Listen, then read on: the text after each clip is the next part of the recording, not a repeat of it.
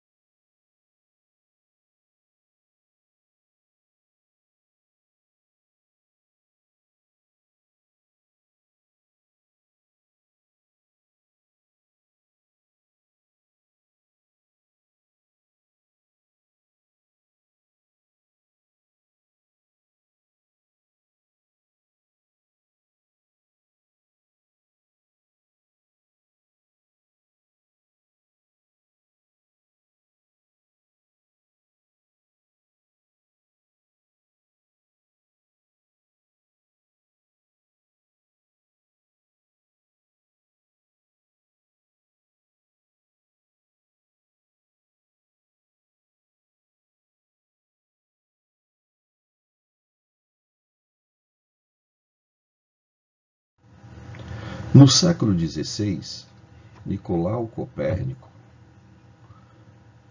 percebendo que as órbitas não podiam ser circulares, tendo a Terra como o centro do nosso sistema solar, resolveu mudar o centro do sistema solar para o Sol. E aí, com o Sol no centro do nosso sistema solar, as órbitas dos planetas conhecidos, inclusive a Terra, eram aproximadamente circulares. E aí, então, Nicolau Copérnico passa a divulgar a ideia do heliocentrismo. Evidentemente, essa ideia teve muitas resistências, porque ela era contrária ao dogma religioso e que admitia que a Terra e o homem é que seriam o centro do universo. E aí, Copérnico, apesar das resistências, teve aliados, evidente, né? Como Galileu, que também acreditava na ideia de Copérnico, de que a Terra não era o centro do universo, de que o Sol é que estava no centro do nosso sistema solar. Todavia, Galileu teve que negar diante do Tribunal da Inquisição para evitar ser queimado vivo.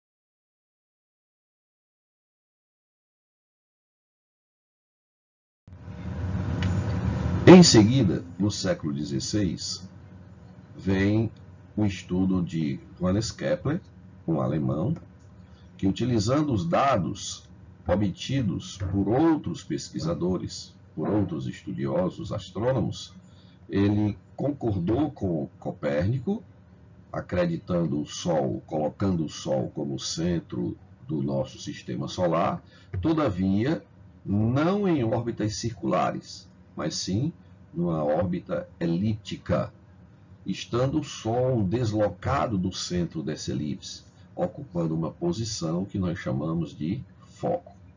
Então, essa correção realizada por Kepler, até hoje, nos favorece, e a partir dela ele conseguiu estabelecer as 3 leis do movimento planetário importantíssimas, né, para o nosso sistema solar.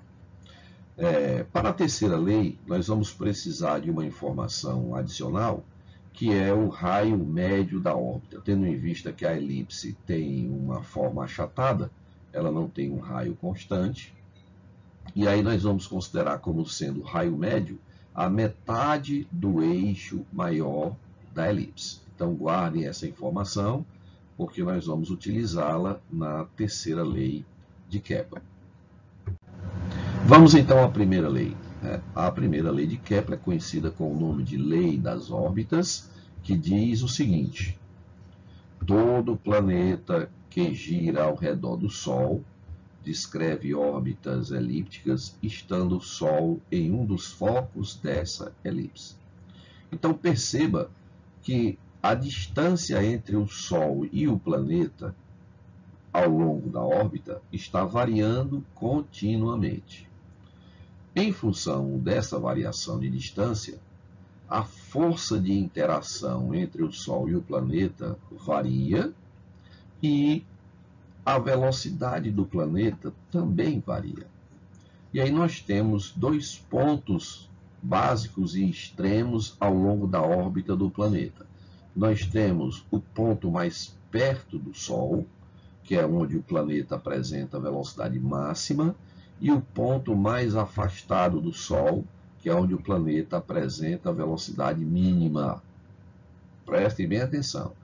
À medida que o planeta se aproxima do Sol, a velocidade dele aumenta, e essa velocidade atinge um valor máximo exatamente no periélio, que é o ponto mais perto do Sol, e atinge velocidade mínima no afélio. Periélio e afélio são os 2 pontos extremos do planeta em relação ao Sol ao longo de sua órbita. Ok? Então, à medida que o planeta se afasta do Sol, a velocidade diminui, e à medida que o planeta se aproxima do Sol, sua velocidade aumenta. Então, ao longo da órbita, a velocidade do planeta não é constante. Prestem bem atenção a essa primeira informação, que é a primeira lei de Kepler. Órbitas elípticas com o Sol ocupando um dos focos da elipse. Segunda lei. Na segunda lei de Kepler, nós temos a seguinte informação. Ora, à medida que o planeta se desloca ao longo da órbita, a linha imaginária que liga o planeta ao Sol vai varrendo áreas proporcionais aos tempos de percurso. Prestem bem atenção ao detalhe. Olha. A linha imaginária que liga o Sol aos planetas que orbitam varre áreas iguais em intervalos iguais de tempo. Preste atenção a esse detalhe. Olha. Observe os pontos A, B, C e D. Olha. Veja, se o planeta gasta um certo tempo para se deslocar de A para B ao longo da órbita, e depois ele gasta o outro tempo, ΔT, para se deslocar de C até D ao longo da mesma órbita. Observe que essas distâncias CD e AB são diferentes, porque a velocidade do planeta é diferente. Observe que a distância AB é menor do que a distância CD, porque no percurso CD a velocidade dele é maior. Porém, se o tempo que ele gasta de A para B é igual ao tempo que ele gasta de C para D, Kepler descobriu que essas áreas tinham a mesma medida. Toda essa região em amarelo, representando a área 1, e toda essa região em amarelo, representando a área 2, tem a mesma medida, se os tempos de percurso AB e CD forem iguais. Ok? Então, essa é a segunda lei de Kepler. Em função dessa relação, a área ser proporcional ao tempo gasto, se define uma velocidade chamada velocidade areolar, que nada mais é do que a razão entre a área varrida pela linha imaginária que liga o planeta ao Sol e o tempo que ele gasta para percorrer essa área. Ok? Terceira lei. A terceira lei de Kepler é conhecida com o nome de lei dos períodos. Período, lembre que o período de um planeta é o tempo que ele gasta para percorrer toda a órbita. Né? O tempo que ele gasta para percorrer toda a órbita. É o ano do planeta. Então, a terceira lei diz que a razão entre o quadrado do período e o cubo do raio médio da órbita de cada planeta é uma constante. Ou seja, t ao quadrado sobre r ao cubo é igual a uma constante, que é a chamada constante de Kepler. Ok? Lembre, t é o período, r é o raio da órbita, né? Lembre lá que o raio da órbita é exatamente o comprimento da metade do eixo maior da elipse. É o comprimento da metade do eixo maior. Nós chamamos de raio médio orbital. Ok? Vamos então aplicar essa relação para dois satélites que estão orbitando o mesmo planeta. Tá? Se você pegar dois satélites que orbitam o mesmo planeta, ou você pegar dois planetas que estão girando em torno do mesmo Sol, você pode aplicar esta relação e aí você obtém esta equação que nos facilita muito encontrar o período de um, sabendo a distância, as distâncias, né, os raios médios e o período do outro. Tá? Vamos então aplicar isso. Consideremos dois satélites artificiais orbitando a Terra com trajetórias circunferenciais. Se o satélite de menor período tem raio de órbita R e completa meia volta em 32 horas, meia volta em 32 horas, qual o período do outro satélite cujo raio de órbita é 4R? Então aqui é uma aplicação direta da relação da terceira lei de Kepler, né? T maior sobre o T menor ao quadrado é igual a R maior sobre o R menor elevado ao cubo. Substituindo, né? Se o satélite de menor período completa meia volta em 32 horas, significa dizer que o período deste satélite é 64. A distância do satélite de maior período é 4R, e a distância, né, o raio médio da órbita do satélite de menor período é R. Então você pode simplificar os R's.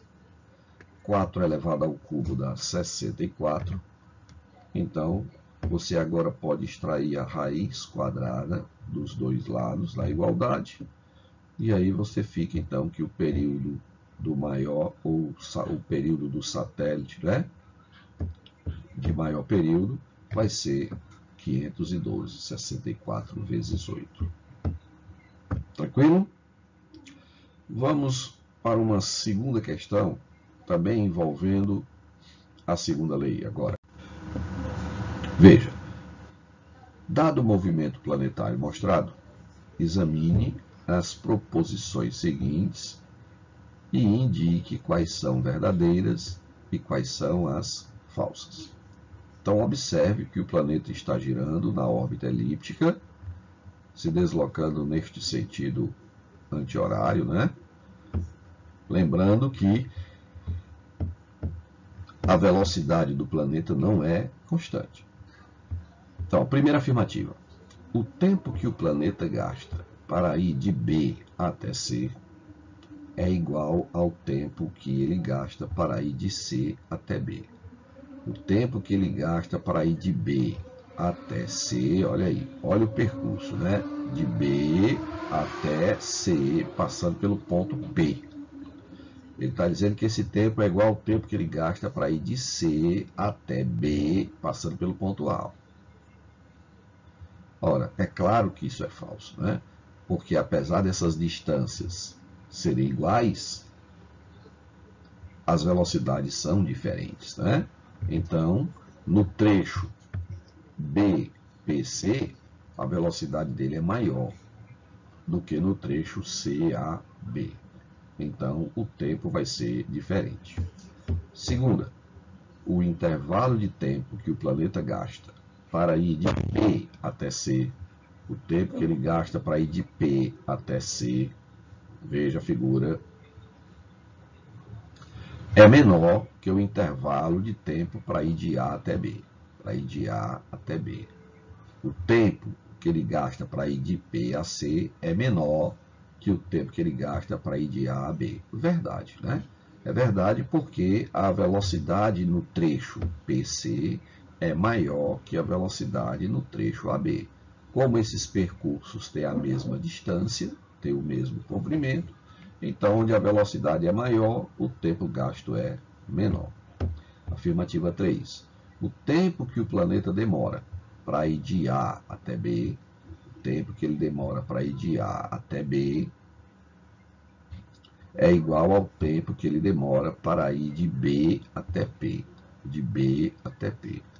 É claro que não, né? De A até B, o tempo que ele vai gastar é muito maior do que de B até P, porque a velocidade é menor.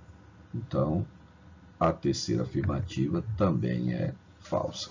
E a última, o tempo que o planeta demora para ir de A até P, de A até P, passando pelo ponto B, né? É a metade da elipse, é igual ao tempo que ele demora para ir de P até A, passando pelo ponto C. Isso é verdade, né?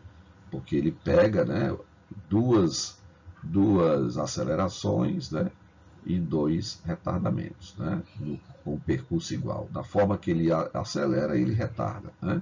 Então, o tempo é o mesmo. Vamos então agora para a lei de Newton da gravitação. Vamos entender como Newton chegou à lei a partir do seu experimento mental, né? O que foi que imaginou Newton? Newton imaginou o seguinte, né? Observando a queda de uma maçã, ele comparou a queda dessa maçã com o movimento da Lua em torno da Terra. Como é que ele fez essa comparação? Ele imaginou o seguinte, ó, suponha que você suba num grande monte, né, num pico muito alto na superfície da Terra, e lá de cima você lance uma laranja, você lance uma maçã, né, horizontalmente com a velocidade V1. O que vai acontecer com ela? Ora, ela vai se deslocar e vai cair, né, porque ela vai ser atraída pela força gravitacional, né, do nosso planeta, e ela vai cair, vai se deslocar e vai cair depois de percorrer uma certa distância. Ora, o que aconteceria se você colocasse agora, fizesse o mesmo lançamento, porém com uma velocidade bem maior? Ora, se você lançar o objeto com uma velocidade bem maior, ele vai mais longe, ele vai cair numa distância bem maior antes de chegar na superfície do planeta. Ora, então Newton percebeu o seguinte, vai existir uma velocidade tal em que ele vai ficar caindo o tempo todo, mas não vai atingir a superfície do planeta. Então, se ele cai o tempo inteiro sem atingir a superfície do planeta, tendo em vista a velocidade com qual foi lançada, ele vai ficar orbitando o planeta. É o que acontece com a Lua. É como se a Lua tivesse sido lançada horizontalmente com uma velocidade tal que ela cai o tempo inteiro, mas não consegue atingir a superfície do planeta. Foi essa exatamente a ideia brilhante que Newton teve. E a partir dessa ideia, ele percebeu que essa força de atração, de interação entre massas, ela era universal.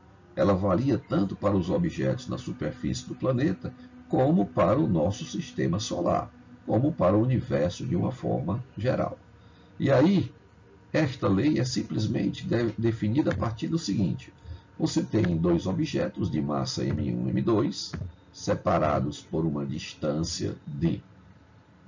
Essas massas M1 e M2 se atraem com uma força F. E Newton disse que essa força F era proporcional ao produto das massas e inversamente proporcional ao quadrado da distância entre elas, onde a constante G, a constante de gravitação universal G, só foi definida 10 anos depois, né?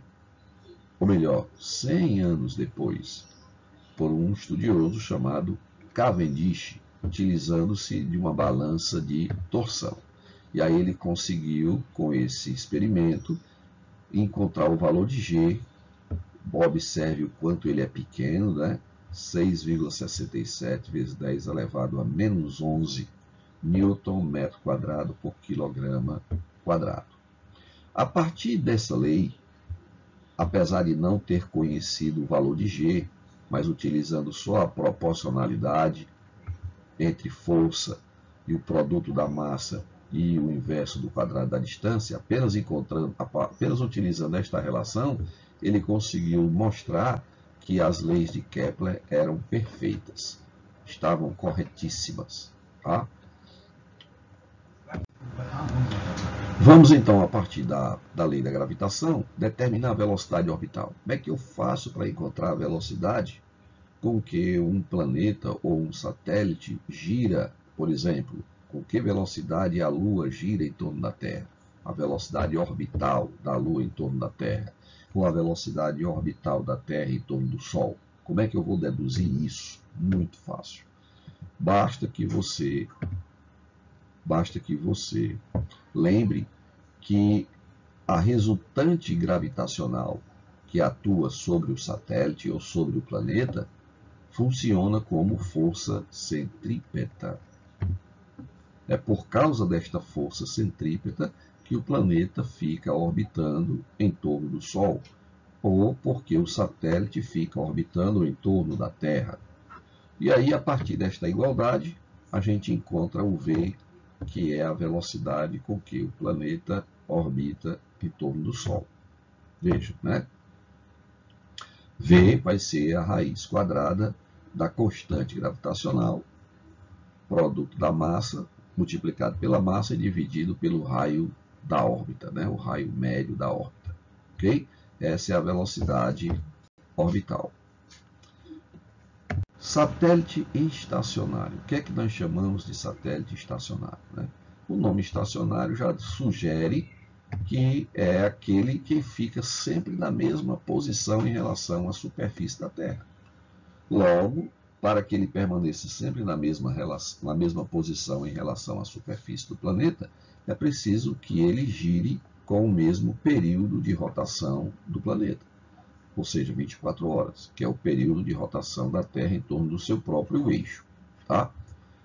Então, satélite estacionário é aquele que tem um período de 24 horas, permanecendo sempre na mesma posição em relação à superfície do nosso planeta. Para um satélite que não é estacionário, como determinar o período dele? Como determinar o tempo que ele gasta para dar uma volta completa em torno da Terra? Simples, né? Basta que a gente lembre do seguinte. Ora, admitindo que a órbita seja circular, ou que a gente trabalhe com a velocidade média, a velocidade orbital média do satélite em torno do planeta, a gente calcula o tempo que ele gasta para dar uma volta, dividindo o comprimento da circunferência, ou comprimento da órbita, que é 2π vezes d, pela velocidade orbital, que a gente acabou de determinar. Raiz quadrada de gm sobre d, onde esse m grande é a massa central, é a massa da Terra, no caso de você calcular o período de satélites da Terra. Tá? Substituindo a velocidade orbital pela expressão dela e fazendo algumas deduções matemáticas, né, algumas operações matemáticas, a gente encontra que o período vai ser 2π raiz quadrada de d ao cubo sobre gm. Lembrando que esse M é a massa central. É a massa, no caso da Terra, né? Se esse período foi o período de satélites que estão orbitando o nosso planeta. Tá bom? Se eu quiser saber o período da Terra, esse M aqui, esse M grande da equação, vai ser a massa do Sol, né? Porque a Terra está gravitando, né? Está orbitando em torno do Sol. Ok? Vamos então a mais uma questão envolvendo a lei das áreas, né? Um planeta orbita em torno do Sol e descreve uma trajetória elíptica, como indica a figura. Se o planeta demora 30 dias para ir de P a C e 50 dias para ir de A até B, sendo S a área total da elipse, calcule SX em função da área total S.